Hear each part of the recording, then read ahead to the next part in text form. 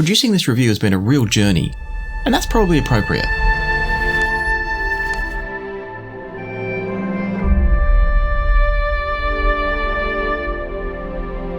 Are you searching for audio enlightenment? Journeying from one product to the next in search of your sonic nirvana? The Elysian Pilgrim IEM might represent a destination for your journey. Perhaps this is where you find religion, as it were. But, just like religion, things here aren't clear-cut and simple. There's a light side and a dark side here, and you need to choose. Let me explain what I mean. Where all this began was in the development of the Elysian Acoustic Labs Pilgrim IEM that retails for $399 and that I just showed you. It's a hybrid IEM and it's beautifully designed from the outside, using 304 grade stainless steel so it won't corrode or rust, and it's very, very strong. On the inside, it's got a special dynamic driver consisting of what they call liquid silicon rubber and then a magnesium alloy diaphragm, and that's designed to produce super deep bass that's really well controlled all the way down to 10 Hz. That might seem irrelevant because we can't hear that low, but having a driver that's in control at 10 Hz and able to produce 10 Hz means that it's well and truly under control all the way from 20 Hz and upwards. That dynamic driver is coupled in a three-way design with a pair of balanced armature drivers, so one for the mid-range, one for the treble, and then that's all bundled together with some nice accessories that are solid, they're good, they're probably not exceptional I don't think, although it is worth mentioning that the cable provided is a high-quality silver-plated copper cable from Effect Audio, and so the end result is a beautiful IEM that looks, feels, and sounds like it costs, but we'll come back around to that in a minute. Before we get there, we need to talk about the dark side. What if I told you that you could buy an IEM that measures almost identically to the Pilgrim, is made from all the same materials and with basically the same aesthetic design, but that costs $400 more at $799? Am I hearing cries of rip-off and scam? I'm guessing so. I have to admit, I was shocked when I saw the price of the Pilgrim Noir, the dark version of the regular Pilgrim, produced in collaboration between Elysian Acoustic Labs and Effect Audio. So is this the dark side of marketing and brand collaborations rearing its ugly head, or is it something else? To understand that, let's get some context. I happened to receive the original Pilgrim at about the same time that my mind was being blown by the performance of the Dita Audio Project M IEM. The Project M retails for just $70 less than the Pilgrim. That's the light one we're talking about. Comparing the two of them showed that the Project M delivered a slightly better sense of articulation and clarity up top. In fact, the Project M is astounding in that regard. Some might find the Project M a little bit energetic up top. There might be a little bit too much treble for some people, but it's hard to deny the technical quality of the treble, even if from a quantitative point of view it doesn't meet your tastes. The Project M couples that wonderful treble quality with bass that's tactile, punchy and solid, although not quite as much of it as I personally do like. The Pilgrim, though, might have some of the very best bass that I've heard at any price. It goes deeper, it has more weight behind it, and overall it's more satisfying to me than the Project M. The impact from the Pilgrim happens a bit lower in the range, and so it doesn't feel quite as punchy and fast as the Project M, but it's more satisfying, as I said,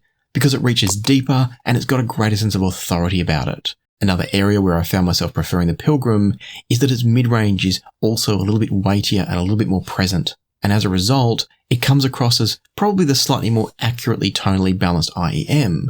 It just manages to keep the bass, the mids and the treble all a bit better balanced, whereas the Project M leans a little bit more into a V-shaped tuning or possibly an L-shaped tuning where the treble goes up a bit.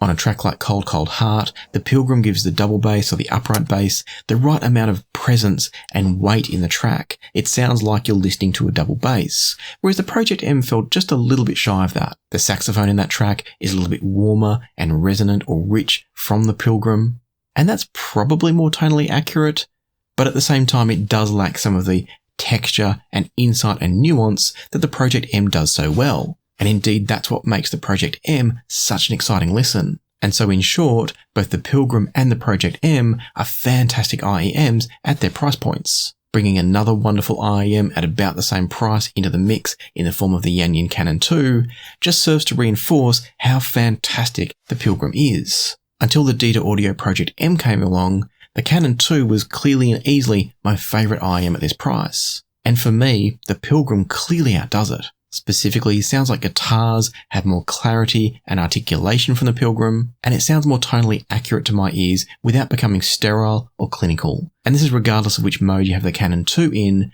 it never quite captures the sense of tonal accuracy that I feel the Pilgrim does.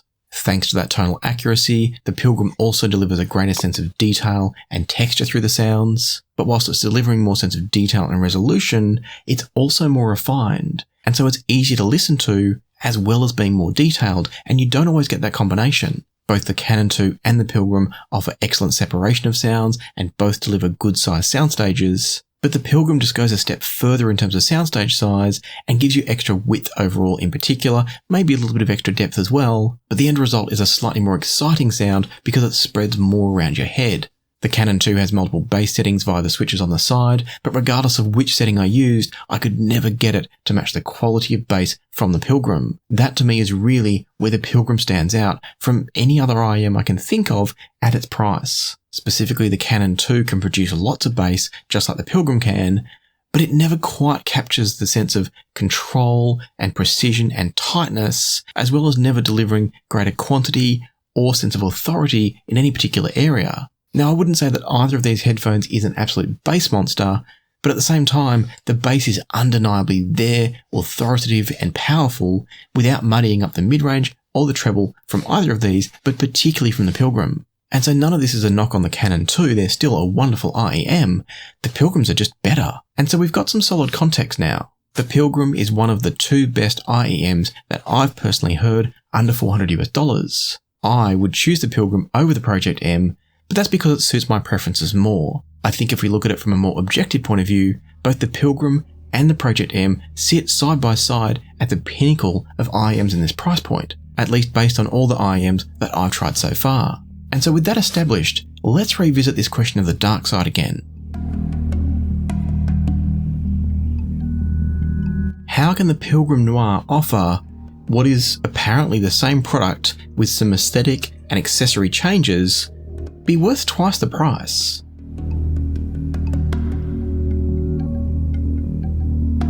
At first glance, it seems you're really just paying for aesthetics and a fancier cable. This is a higher grade cable that you get with the Noir, instead of the silver plated copper Cadmus cable that you get on the regular Pilgrim. Here we've got the Eros S cable, which is a combination of pure silver and pure copper wires. That's nice, but it's not $400 nice. The other key changes are on the inside of the Pilgrim Noir, and they're in the form of upgraded internal wiring inside the IEM, and also an altered combination of drivers. The internal wiring upgrade is nice. Having played with devices in the past, doing DIY work myself, and tinkering with different internal wiring, I know that can make a difference. But again, it's probably not a $400 shift in performance. The drivers though, that's a different story. The quality and combination of drivers in an IEM are everything. It's the engine in the car, it's the ingredients in the meal. The Pilgrim Noir replaces one of the Sennheiser balanced armature drivers in the regular Pilgrim with a Knowles driver for the treble in the Pilgrim Noir. This particular Knowles driver uses a tubeless design, and those are often equated with smoother, more refined, and generally better quality treble. That's then coupled with a dual mid-range design, in this case both Sennheiser drivers again, and so instead of a single mid-range driver in the regular Pilgrim, we've now got two mid-range drivers in the Noir, running the lower mids and the upper mids respectively. Thankfully, they didn't touch that wonderful 9mm dynamic driver, so that's still in charge of the bass and maintains its absolute authority there. So I've really just read you a specs and features sheet. But how does it all sound? The ingredients might be better on paper, but does it taste better as a result?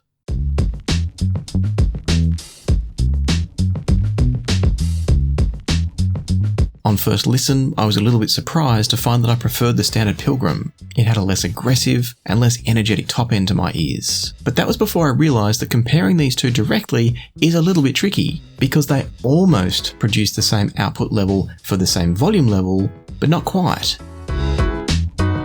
What that means is that if you don't change the volume in between plugging these in, the Pilgrim Noir is going to be a little bit louder than the regular Pilgrim, and that can change your perception completely. The Pilgrim, the light one, is a 9 ohm IEM with sensitivity of 101 decibels per 100 millivolts, which is an unusual way to quote sensitivity, but that's the way both Effect Audio and Elysian Acoustics have chosen to do it. When we move to the Pilgrim Noir, that drops down to an 8.3 ohm IEM with sensitivity of 103 decibels per 100 millivolts. And so for the same output level on your device, you're going to be getting a louder signal from the Pilgrim Noir than you will from the regular Pilgrim. And so that could make the Noir sound a little bit aggressive if you were already at the upper limits of comfortable listening levels from the regular Pilgrim.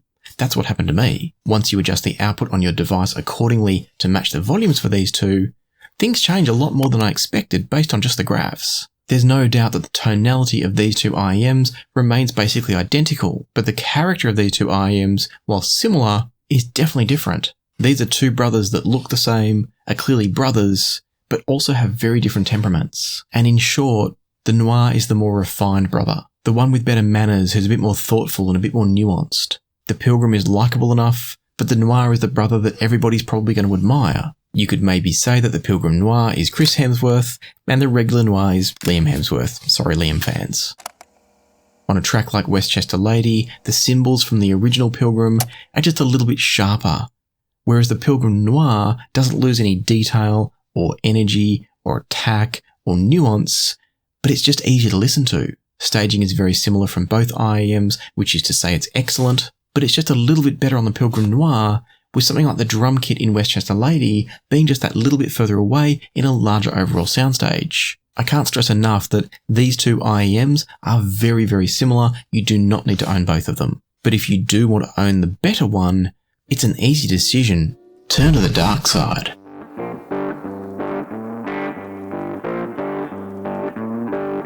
But no doubt that raises a different question, which is it worth it? Is it worth spending twice as much on the Noir? So let's answer that before we wrap things up.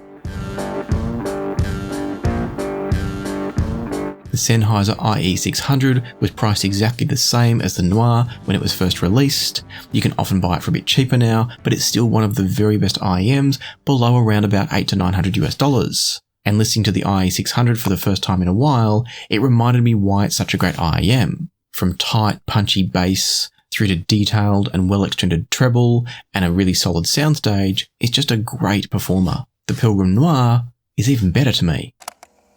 Tonally, I think both are quite similar, and the IE600 bass is just as impressive, if not even more impressive, than the Pilgrim Noir. As a side note, the IE600 will easily be the most comfortable IEM for many people, but the Pilgrim and the Pilgrim Noir are no slouches there either. Where the Pilgrim Noir starts to pull away from the IE600 for me though, is with its sense of staging and separation of sounds. Everything is coherent at a macro level from the Pilgrim Noir, but it's all wonderfully separated at a micro level. Each sound has its own place in space, spread across a wonderfully sized soundstage. The IE600 is still fantastic and possibly a little bit more focused in terms of sound staging. I normally value the coherency of single driver IEMs. What I mean by that is the way that everything sounds right, it sounds together, it sounds like a single live performance. That's normally best from a single driver IEM. But the Pilgrim Noir balances coherency and separation in a way that makes every note more exciting and every instrument more tangible. And it does it all without sacrificing coherency or naturality of the music.